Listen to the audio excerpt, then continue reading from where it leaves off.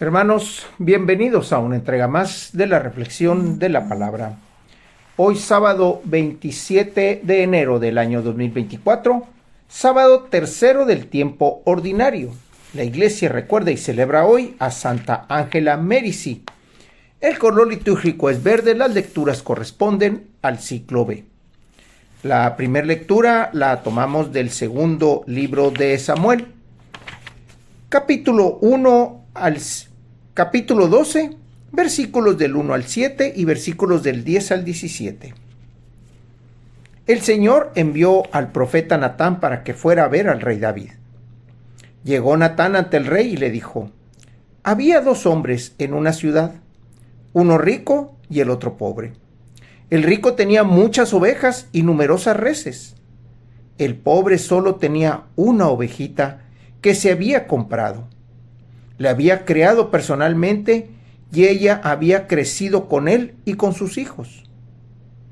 Comía de su pan, bebía de su vaso y dormía junto a él. La quería como a una hijita. Un día llegó un visitante a la casa del rico y éste no quiso sacrificar ninguna de sus ovejas ni de sus reses, sino que se apoderó de la ovejita del pobre para agasajar a su huésped.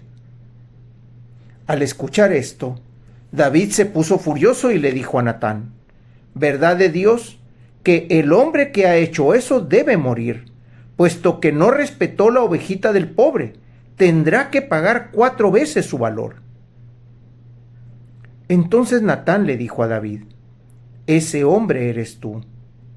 Por eso te manda decir el Señor: la muerte por espada no se apartará nunca de tu casa, pues me has despreciado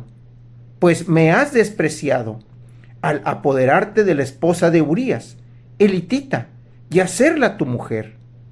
Yo haré que de tu propia casa surja tu desgracia.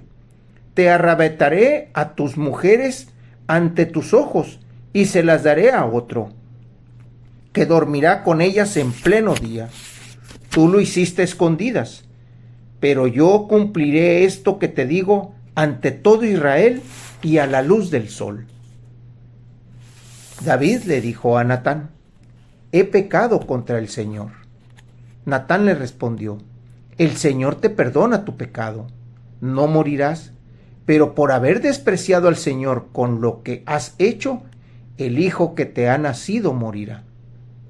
Y Natán se fue de su casa. El Señor mandó una grave enfermedad al niño que la esposa de Urías le había dado a David. Este pidió a Dios por el niño, hizo ayunos rigurosos y de noche se acostaba en el suelo. Sus servidores de confianza le rogaban que se levantara, pero él no les hacía caso y no quería comer con ellos. Esta historia que escuchamos es la historia del hombre David. No es el escogido de Dios, aquel que respetaba la ley que Dios le estaba dando, que escuchaba a Dios. Aquí simplemente David se dejó llevar como hombre.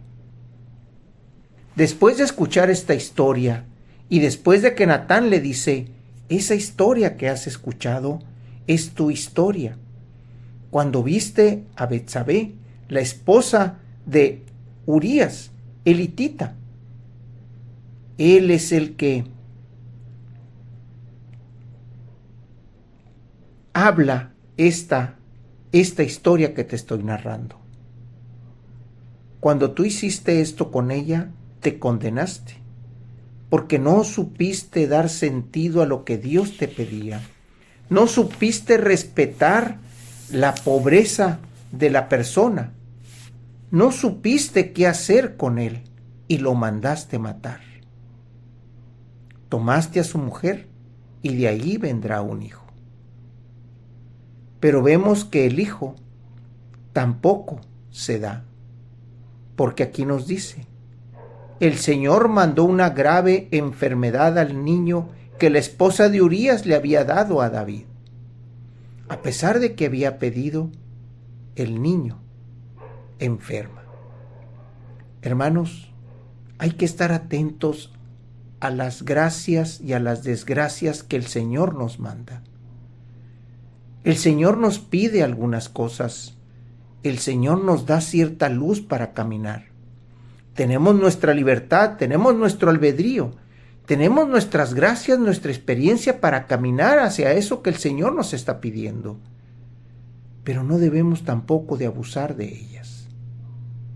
El Señor simplemente le da a David, a manera de justicia, el castigo que merecía. Del Evangelio lo tomamos del evangelista Marcos, capítulo 4, versículos del 35 al 41. Al atardecer, Jesús dijo a sus discípulos: «Vamos a la otra orilla del lago». Entonces los discípulos dispusieron a la gente y condujeron a Jesús en la misma barca en que estaba. Iban además otras barcas. De pronto se desató un fuerte viento, y las olas se estrellaban contra la barca y la iban llenando de agua. Jesús dormía en la popa, reclinado sobre un cojín. Lo despertaron y le dijeron: «Maestro, ¿no te importa que nos hundamos?». Él despertó, reprendió al viento y dijo al mar: «Cállate, enmudece». Entonces el viento cesó y sobrevino una gran calma. Jesús les dijo: ¿por qué tenían tanto miedo? ¿Aún no tienen fe? Todos se quedaron espantados y se decían unos a otros: ¿quién es este a quien hasta el viento y el mar obedecen?